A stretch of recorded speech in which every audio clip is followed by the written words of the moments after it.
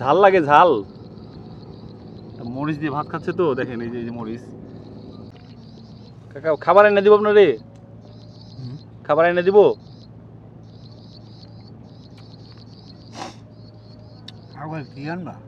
খাবার আপনি কি খাইবেন বলেন? আবার বিড়িও আছে দেখা যায়, বিড়ি, এই যে বিড়ি, বিড়ি এটা কে খায়? আপনি খান?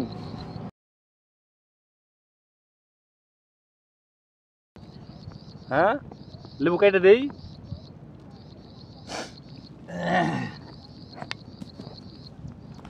দেখেন লেবু চাইলে আমার কাকা দিয়ে দিল, এই যে লেবু।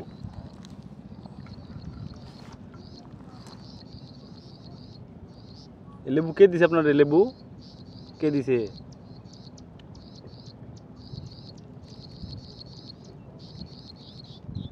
এখানে এখানে বাজারে তরকারি পাওয়া যায় না? আপনি কি রাত্রিবেলা এখানে থাকেন? চুলায় কি দিচ্ছেন? চুলায়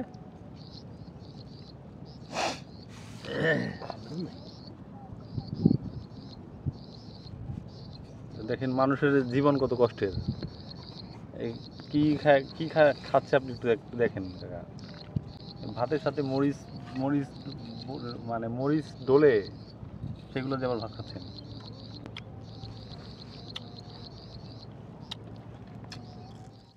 কাকা খাবার এনে দিব আপনারে, খাবার এনে দিব।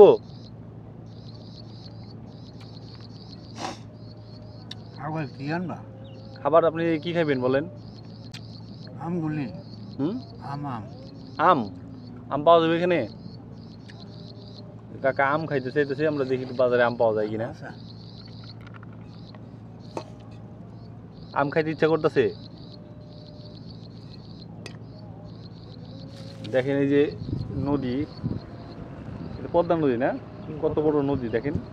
এই নদীর পাশে কিন্তু এই মুরব্বি দেখেন এই বয়সে এই একাই নদীর পাড়ে এখানে কিন্তু রাত্রি যাপন করেন এখানেই। এই যে এখানে রান্না করেন, এই যে রান্নার চুলা, দেখেন খাইতেছে, কি খাইতেছে দেখেন একটু। ওই যে কাকার খেতাপত্র বুঝছেন। আবার বিড়িও আছে দেখা যায়, বিড়ি, এই যে বিড়ি, বিড়ি এটা কে খায়? আপনি খান? ঝাল লাগে, ঝাল। মরিচ দিয়ে ভাত খাচ্ছে তো, দেখেন এই যে মরিচ, যার কারণে ঝাল কিন্তু বেশি, ঝাল লাগতেছে। একটু পরপরই কিন্তু পানি খাচ্ছে। এই যে বিড়ি খান, বিড়ি খাইলে কি ভালো লাগে? শক্তি বাড়ে। বিড়ি খাওয়া তো ভালো না। ওই যেন ম্যাচ দেখলাম, এই যে বিড়ি খাওয়ার ম্যাচ, এই যে দেখেন এটা দিয়ে কাকা আগুন ধরায়। আচ্ছা আমরা দেখি একটু কাকা খাইতে চাইতেছে। এটা কি? এটা কি কেরোসিন? কেরোসিন তেলও আছে। এগুলা কি কেরোসিন কে দিচ্ছে আপনাকে? আর এই যে বিড়ি কে কিনে দিছে? আপনি কিনছেন না কেউ দিয়ে গেছে? এখন বিড়িও খায়। আচ্ছা দেখি আমরা আশেপাশে কোথাও আম পাওয়া যায় কিনা। আপনারা এখানে কতদিন যাবত আছেন? ভাই 5-7 বছর ধরে আমাদের এলাকায় আইসে ওনাকে দেখছেন এখানে? প্রতিদিনই মানে ওনার ব্যাপারে কোনো গল্প টল্প শুনছেন যে উনি এখানে কেন থাকে বা উনি কোত্থেকে আসছে এরকম কিছু জানেন? এরকম কোনো বাইকাটা জানি আপনি জানেন? আমরা তো এলাকার না, আমরা তো বেশি খবর না। মানে আপনি যখন এই এলাকায় আসছেন তখন 7 বছর থেকে দেখি এরকমই আছে। এখানে আছে না? এখানে থাকে, এই গাঙ্গের পাশে থাকে। এই এত বড় নদী, এই নদীর পাশে রাত্রিবেলা ঘুমায়? নদীর পাশে থাকে। হ্যাঁ, এখন রাতে এনে ঘুমায় কি, এখন বাজারে কিছু জানেন না যে আমরা এই কিছু কর না, এলাকার লোক হলে জানতে। শিয়ালের কোনো ব্যাপার স্যাপার আছে? রাত্রিবেলায় যদি জঙ্গলের পাশে কেউ থাকে তাহলে তো অবশ্যই এই পাশে দেখেন কত বড় একটা নদী, আর এই নদীর পাশে কিন্তু জঙ্গল, আর এই নদীর পাড়েই কিন্তু থাকে এই মুরব্বি। জানি না আসলে ওনার এখানে থাকার কারণটা কি। এমন তো হতে পারে ওইখানে ওই নদীর মাঝখানে যে দেখছেন ওইখানে কিন্তু অনেক মানুষের বসতি ছিল, মানুষ আগে বসবাস করতো। তো হয়তো বা নদীতে তার জমি, এই ভরা নদী, এই পদ্মা নদী তার জমিকে হয়তো কেড়ে নিয়েছে, যার কারণে সেই সুখে তিনি এই জায়গাটি ছাড়তে পারতেছে না। হয়তো বা কবে আশায় আছে, কবে সেই চর জাগবে আর কবে সেই চরে গিয়ে উঠবে, সেই আশায় হয়তো বা এই জায়গাটি তিনি ছাড়েনি। তবে উনি একটু আম খাইতে চাইছে, তো আমরা একটু চেষ্টা করবো ওনার জন্য, দেখি আম কোথাও খুঁজে পাই কিনা।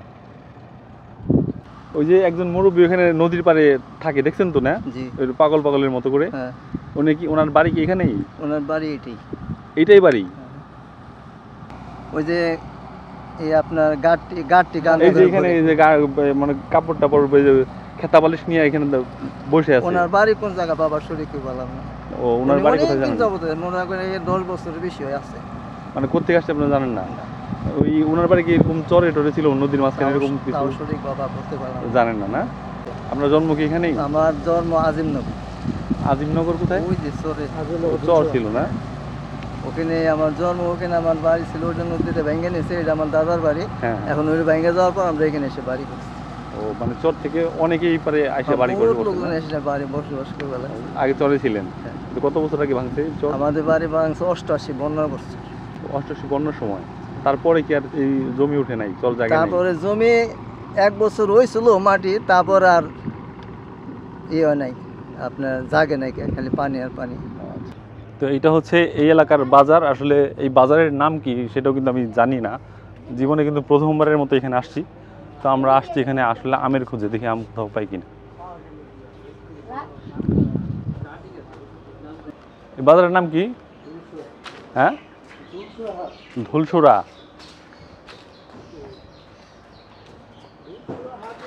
কাকা, এদিকে আম পাওয়া যাবে না কোথাও? বিকাল ছাড়া মার্কেট গেছে এইদিকে, আরে ওদের যায় আমরা গেছে কাঁচামালের ব্যবসা যারা করে তারা আমরা গেছে। এখন পাওয়া যাবে না? না, বিকাল 5টার দিকে নিছেন না। ওই জ্বালা, আম কোথাও নাই।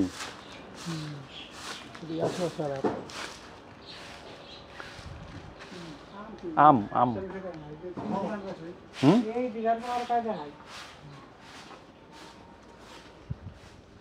কি উপায় এখন? আসলে আমরা তো এই বাজার পাশে একটাই বাজার, ধুলসরা বাজার, এখানে তো কোথাও আম খুঁজে পাচ্ছি না। এখন উপায়টা কি আরাফাত? কি উপায়, কি উপায় বলতে কি করা যায়? বাজার হাট আছে তাও না, কি করা যায় ভাই? বাজারে আম পাওয়া যাবে না কোথাও?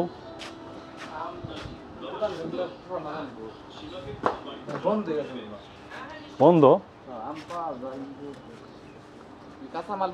হ্যাঁ, উনি উনি কই আছে এখন? নাম্বার আছে, ফোন নাম্বার আছে ওনার?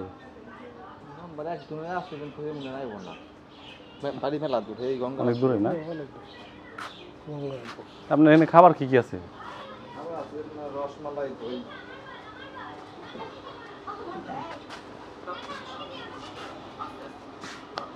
হোটেলওয়ালাদের সাথে কথা বললাম যে ওনার হাতে টাকা দিলে হয়তো বা, কিছু টাকা দিলে উনি হয়তো বা কিনে খাইতে পারবে পরে।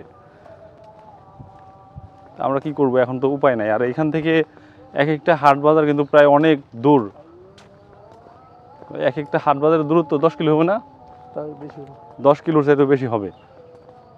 তা আমাদের তো বাইক নাই যে দৌড় দিয়ে যায় নিয়ে আসবো, সেই উপায়ও নাই।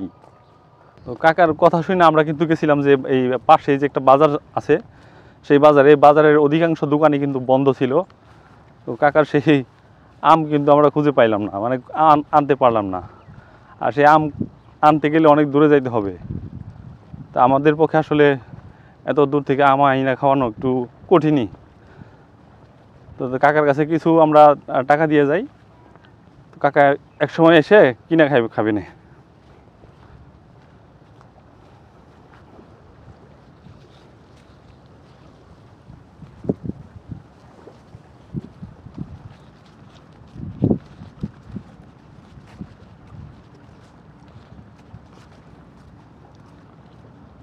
কই গেল কাকা?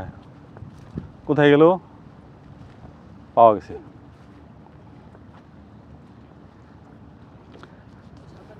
কাকা, আম তো খুঁজে পাইলাম না, আম নাই।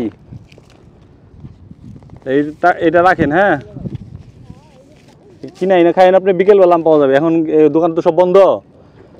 বিকেলবেলা যখন দোকান খুলবে না তখন কিনে এনে খাইন, হ্যাঁ।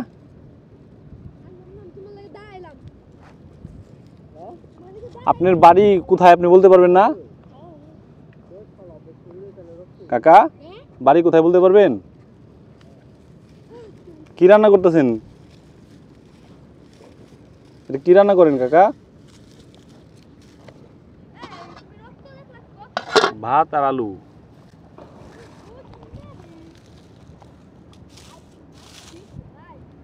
দেখেন আসলে এই মানুষটা কোত্থেকে আসছে কেউই কিন্তু বলতে পারতেছে না। আর এটাই কিন্তু তার বসত বাড়ি। যতক্ষণ বৃষ্টি না থাকে তখন কিন্তু সে এখানেই থাকে। আর বৃষ্টি যখন আসে তখন কিন্তু এখান থেকে সেই ওই যে পাশে একটা বাজার আছে ওখানে গিয়ে সে আশ্রয় নেয়। আর বৃষ্টি চলে গেলেই আবার এখানে এসে আবার এখানেই থাকেন। দিন বলেন রাত বলেন সে কিন্তু এখানেই কাটায়। পাশে এত বড় একটা নদী, দেখেন কত বড় একটা নদী। এই পদ্মা নদীর পাড়েই কিন্তু এই মুরব্বি থাকেন। এই পাশে জঙ্গল, এই পাশে জঙ্গল, মানে রাতের বেলায় শিয়াল টিয়ালের তো ভয় থাকার কথা।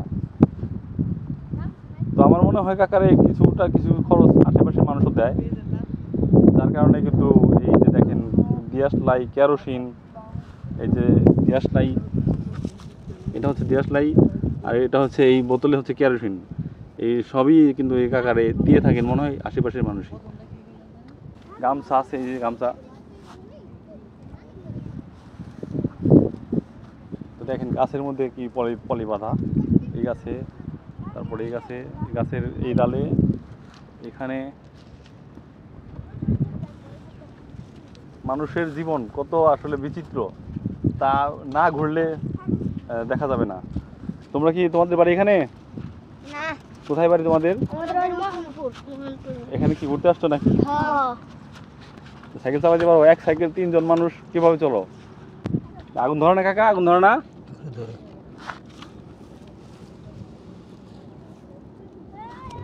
ও, এই কাকা ভাত আর আলু রান্না করতেছেন। ভাত পাতিলে ভাত আর আলু সিদ্ধ দিচ্ছেন।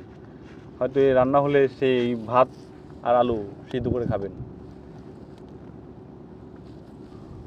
এমনি এই এলাকার মানুষজন আপনার টাকা পয়সা দেয় না, খাবার টাবার দেয় না কাকা? দেয় না? এলাকার মানুষ ভালো।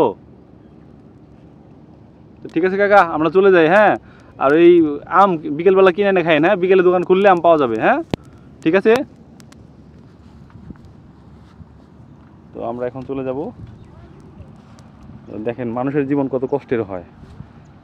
আসলে আমরা কিন্তু অনেকেই অনেক রাজপ্রাসাদের থেকেও কিন্তু আল্লাহ তাআলার শুকরিয়া আদায় করি না, যে আরও পাইলে মনে হয় ভালো হইতো। আসলে পাওয়ার কোনো শেষ নাই, আর আমাদের চাওয়ারও কোনো শেষ নাই। যার কারণে এই পাওয়া আল্লাহ তাআলার দেওয়াকে আমরা কখনোই সন্তুষ্ট বলে মানি না বা সন্তুষ্ট হই না। তো যাই হোক, দেখেন পদ্মাটা একটু দেখাই আপনাদের। পদ্মা এত বড় নদী।